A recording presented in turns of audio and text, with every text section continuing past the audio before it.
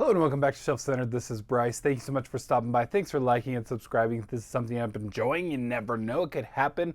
Well, this is my news for the week as far as sci-fi, fantasy, sometimes horror goes, mostly as it relates to books, but also sometimes in the media.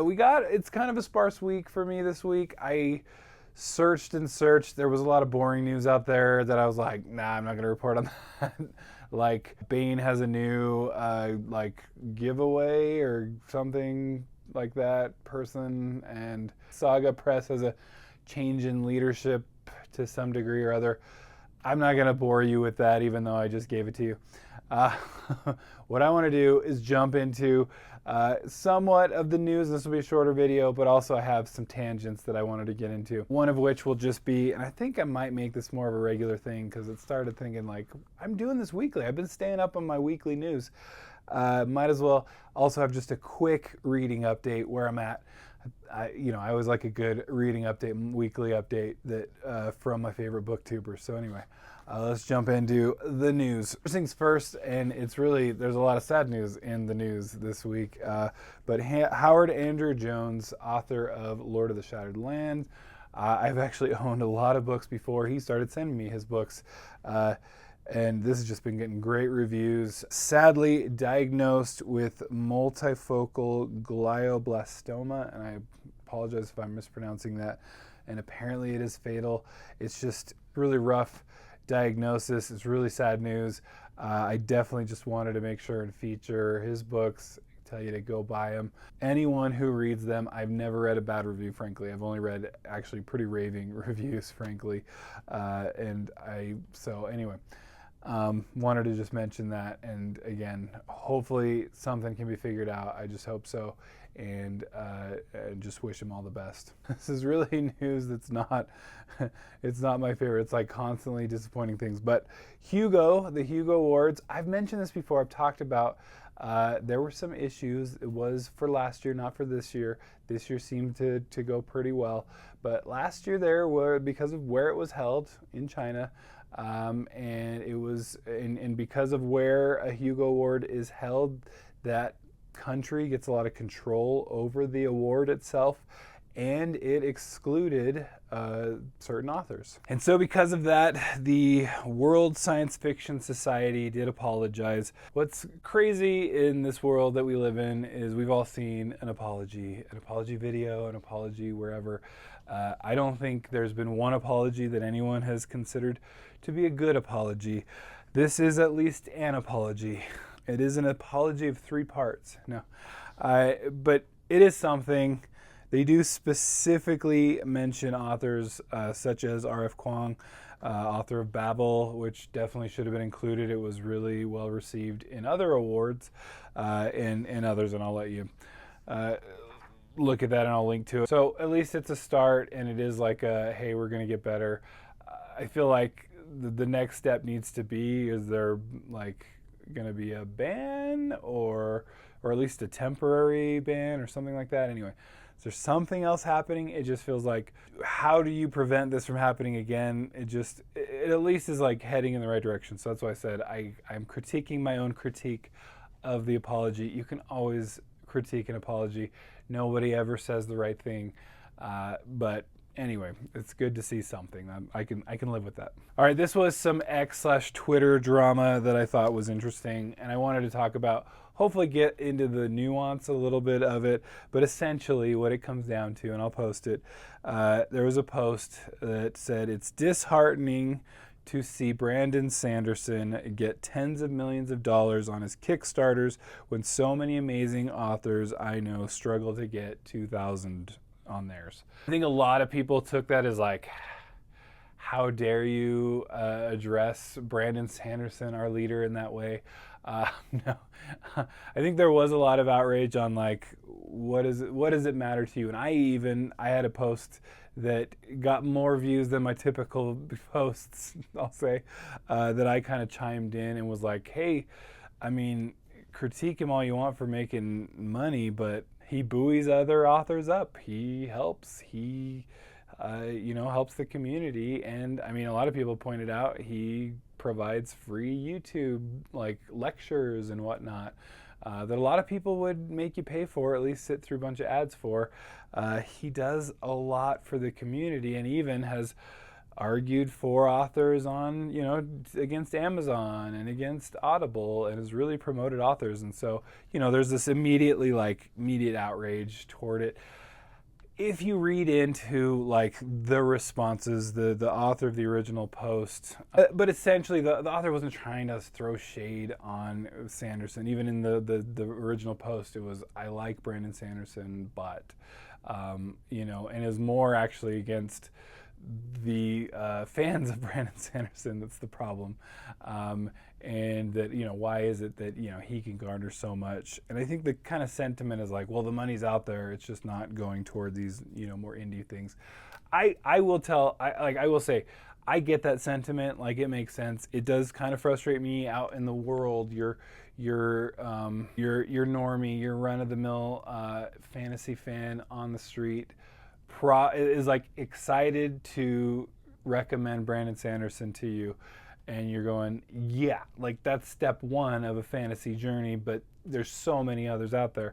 So I get that, and again, I don't want to say anything against it, because I love Brandon Sanderson books. I don't love all of them. There's some that I don't love, but I absolutely love a ton of them. So so I get where people are coming from on both sides of this.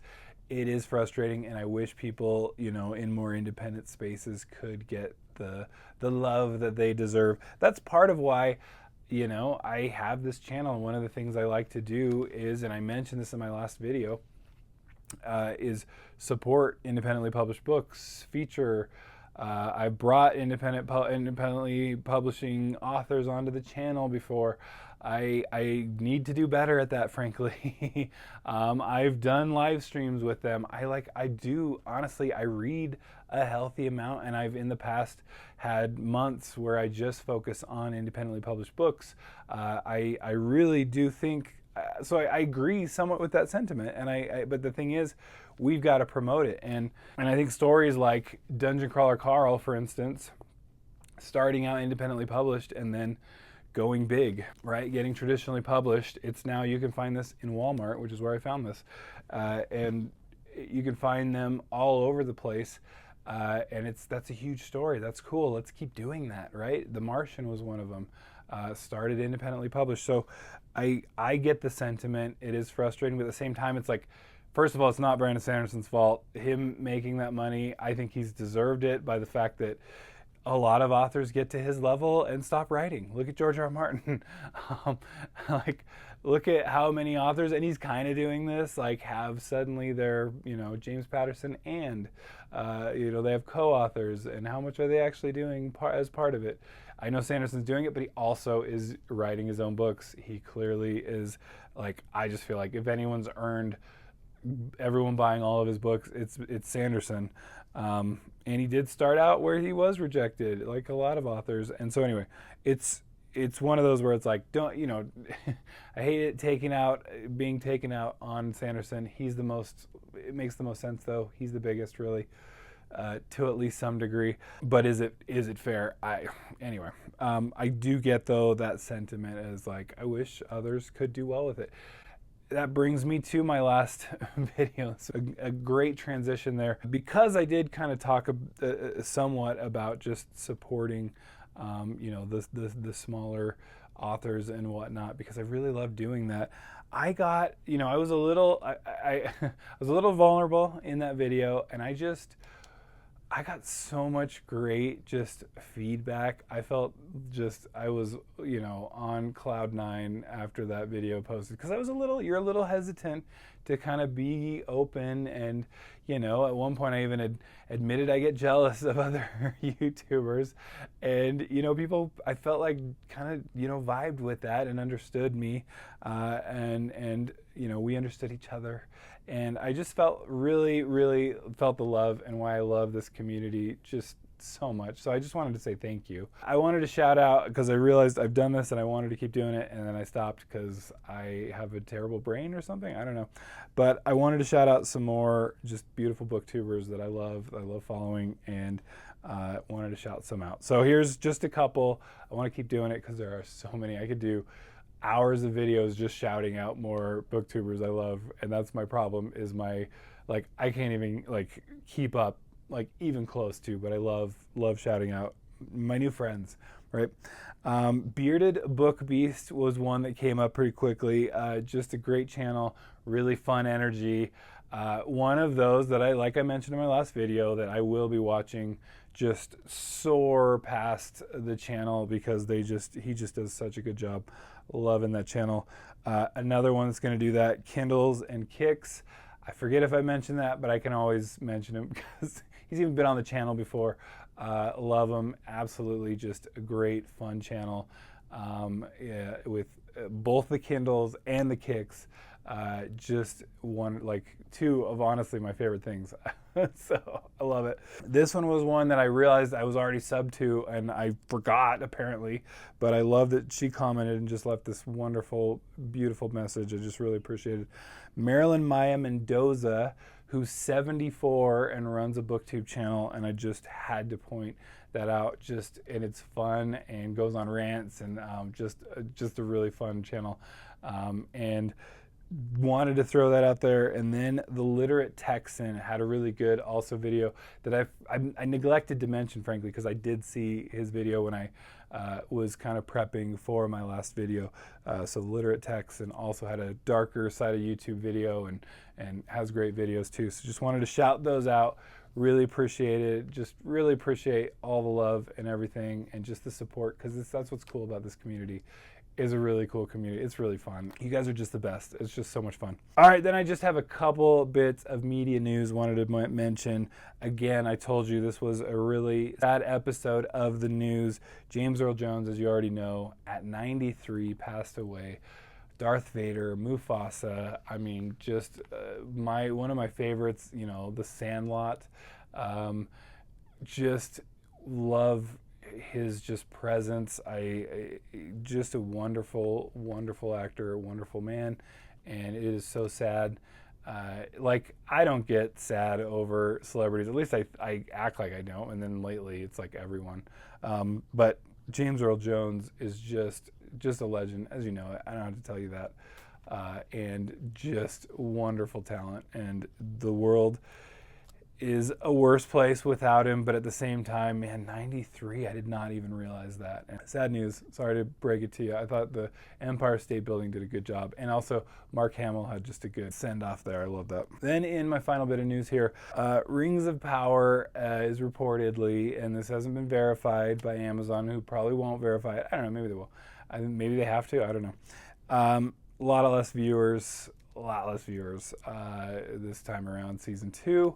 I know I haven't cared about it. I have friends that are watching it, so kudos to them. And I don't want to like, hey, you can't like a thing that I don't like. I love that people are liking it, and there's plenty of fans of it.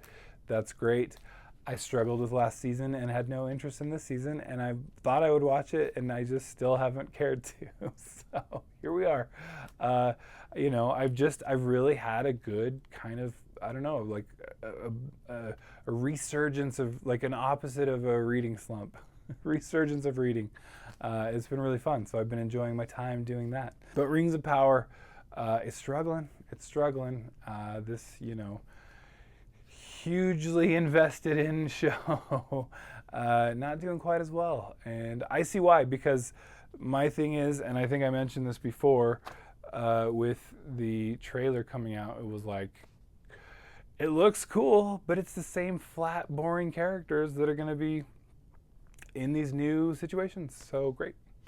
Wonderful. So anyway, that's what's keeping me away. I got to give it a chance, I know, and I will. Then just what I'm reading, a couple things right now. I literally just finished Malice by John Gwynne, and I did say before that it started off slowly, and holy cow, does it get good. I loved it. I cannot wait to read more in this series, and I have so much more to read now. Anyway, more thoughts later, but man, about midway through, it's just like, what? Tons of stuff happening, and it was great, and great characters, and oh my gosh, so many things, and I like, it's like kind of plays on some of the tropes of the fantasy genre. Loving that. I've been trucking away. I'm doing a read along, and we're gonna have a live stream here at the end of the month for Bumsiders. I wish I had my book. For some reason, I didn't bring the book. I am almost halfway. I've just been reading my designated 10 pages a day, what I need to read to get to the end, which will tell you a lot, I think. It's not just because I am trying to make sure that I read it close enough to the read along to be able to have something to say. It's that I'm kind of more or less forcing myself to read it. So far, I mean, hopefully it gets better, and it's also not terrible. It's I can do it. It's not like I'm giving up or anything. But there's a lot of exclamation marks and a healthy amount of typos that are kind of throwing me off. And parentheses, holy cow, if you use a parenthesis every paragraph for something, it's too much. Anyway. And then finally, I couldn't help. I know this was not on my TBR. I had picked this up, and I have a book haul coming up, and I just started reading, and I can't stop now. So it's really good. So it's just compelling, right from the first page, when you're like, what, why, and then it just kept going from there. Anyway, this might be my next read. So anyway, that's been the news to me, and don't forget there are Kindle deals down below in the comments. They do help the channel if you do buy from those links, so it's very much appreciated. And thank you so much for stopping by. We'll catch you next time. Bye.